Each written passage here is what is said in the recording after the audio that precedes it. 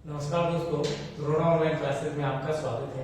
दोस्तों, हम संधि पढ़ रहे थे और संधि में हमने कल जो लास्ट वीडियो था उसमें हमने संधि, संयोग और अपवाद में भेद पढ़ा था। आज हम संधि और संधि के भेद पढ़ेंगे। दोस्तों, जैसे संधि की परिभाषा हमने पढ़ ही ली थी कि दो वर्णों के मेल से उत्पन्न ध्वनि विकार को संधि कहते हैं। और जो हिंदी में संधि होती है वो तीन प्रकार की होती है। कौन कौन सी होती है आप लोगों को सभी को पता होगा। पहली होती है आपके स्वर संधि और दूसरी होती है आपके व्यंजन संधि, तीसरी होती है आपके विसर्ग संधि।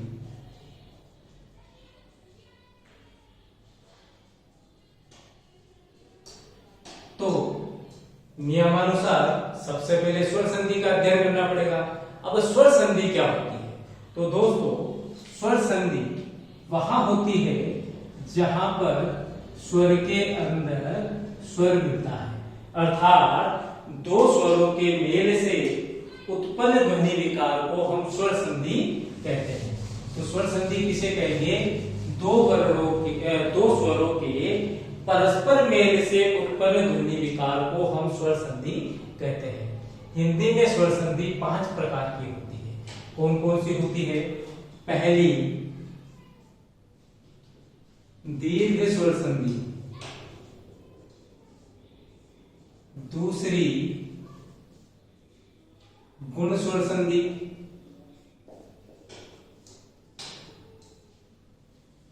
तीसरी वृद्धि स्वर संधि, चौथी यण स्वर संधि और पांचवी और अंतिम आपके होती है अयादी स्वर संधि। तो दोस्तों, स्वर संधि होती है 5 प्रकार की। आज हम उसमें दीर्घ स्वर संधि का अध्ययन करेंगे कि दीर्घ स्वर संधि कहां पर होती है।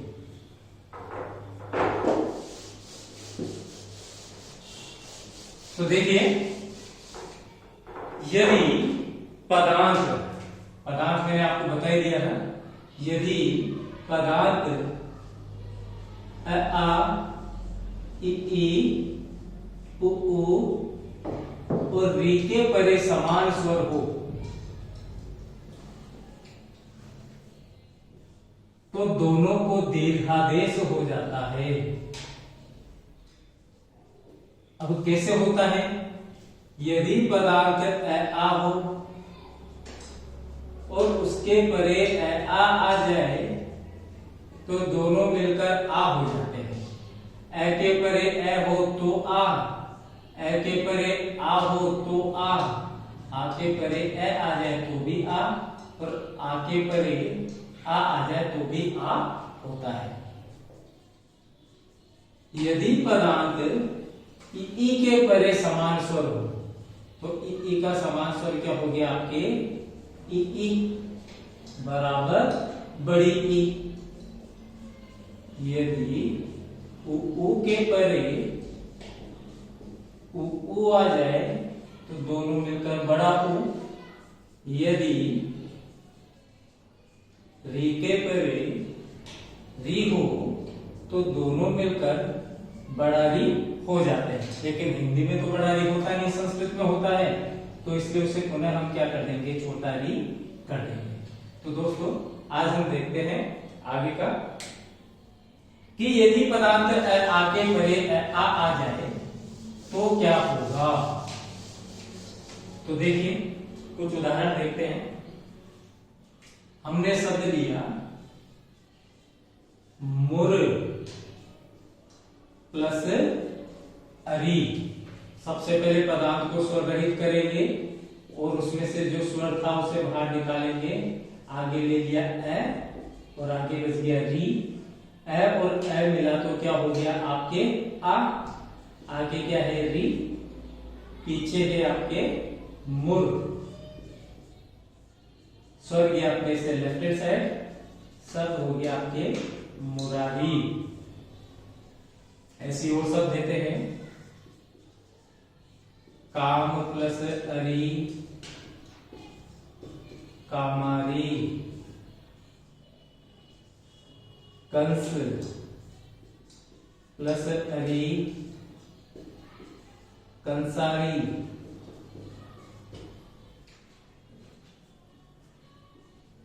महा प्लस अर्णव, अर्णव का मतलब होता है समुद्र, महार्णव। महा प्लस आत्मा, महात्मा। पीत प्लस अंबर, पीतांबर। श्वेत प्लस अंबर, श्वेतांबर।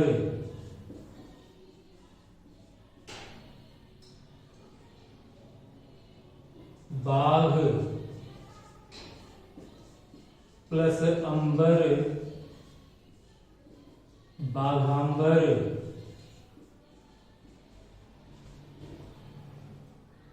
पुंडरिक, पुंडरिक का मतलब होता है कमल, प्लस अक्ष, अक्ष यानी आंखें, पुंडरीकाक्ष। तो पुंडरिक यानी कमल के जैसी आंखें हैं जिसकी विष्णु जी, बाघ के जैसे वस्त्र है जिनके शिव जी, तो बाघंबर शिव जी। श्वेतांबर एक जैन संप्रदाय है, पीतांबर विष्णु जी होते हैं। महानव बड़ा समुद्र हो गया, कामारी आपके शिव जी हो गए, कामदेव के है अरि जो शिव जी, कंसारी कंस का है अरि जो श्री कृष्ण, और मुर नामक राक्षस का है अरि जो श्री कृष्ण। तो ये हो गया आपके। अब हम देखते हैं कि ई के परे ई होगा तो दोनों मिलकर बड़ा ई हो जाते हैं। देखते हैं।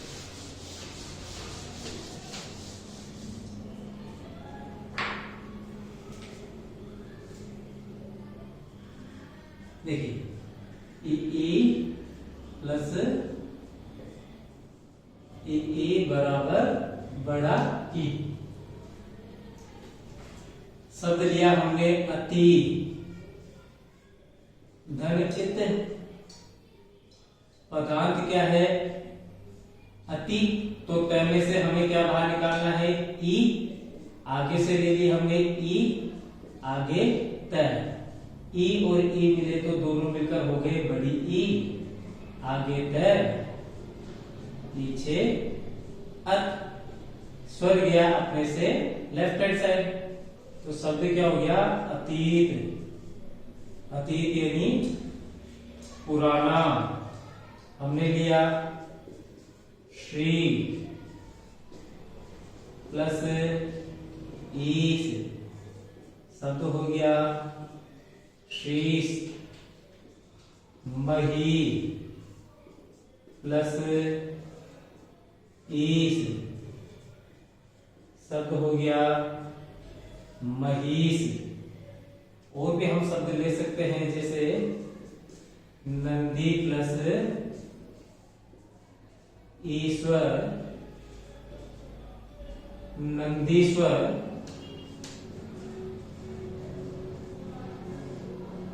रवि प्लस इंद्र, रविंद्र। गोरी प्लस ईश, गोरीश। सती प्लस ईश, सतीश। इस प्रकार काफी उदाहरण हो जाते हैं। नेक्स्ट हम लेते हैं आपके उ के परे भिन्न स्वर।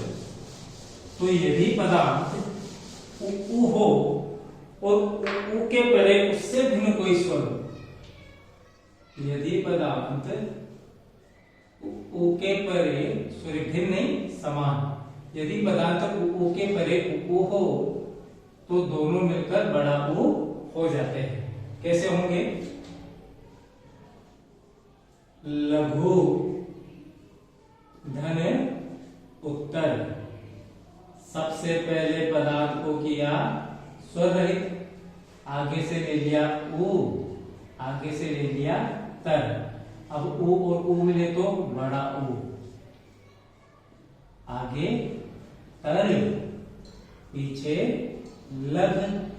अब स्वर गया अपने से लेफ्ट हैंड साइड, तो शब्द क्या हो गया, लघुत्तर। ऐसे ही और कुछ उदाहरण देख लेते हैं। सिंधु, धन ऊर्मी, शब्द क्या हो गया, सिंधूर्मी।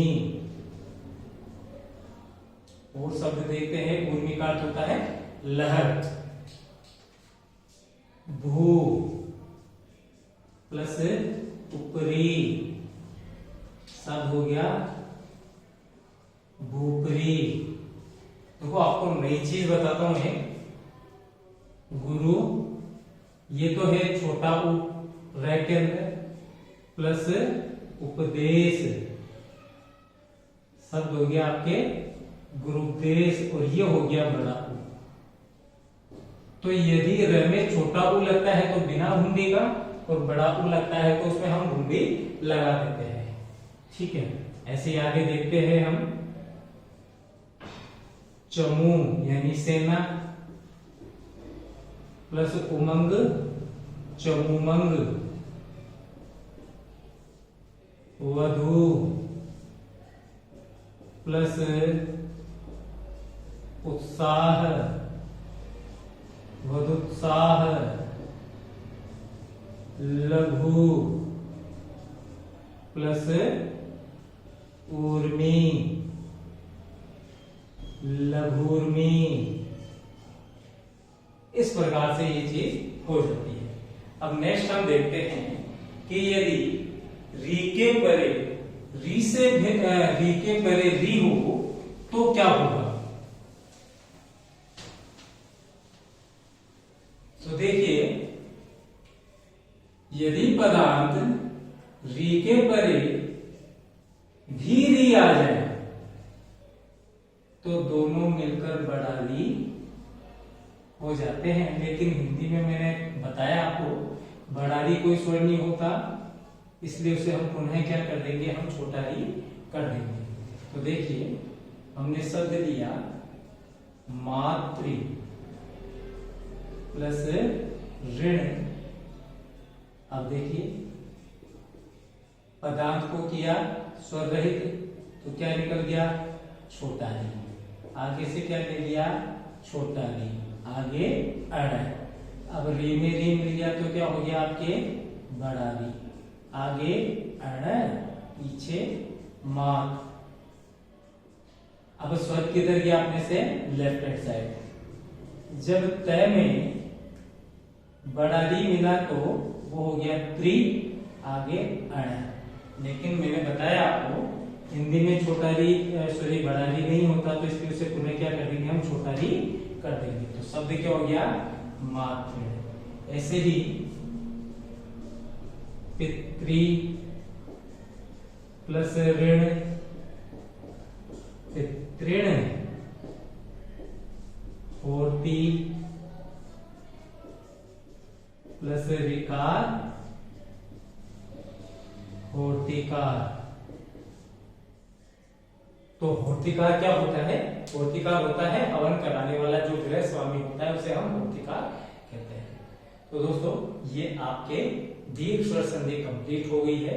इसमें किसी भी प्रकार की कोई समस्या हो तो कमेंट करके आप पूछ सकते हैं, मैं आपको पूरा संतुष्ट करूंगा उसमें। ठीक है, अब कल हम पढ़ेंगे गुण स्वर संधि। इससे रिलेटेड कोई भी समस्या आपको नहीं आनी चाहिए। बाकी आशा करता हूं बढ़िया समझ में आया होगा। तो दोस्तों, आज के लिए इतना ही। धन्यवाद दोस्तों।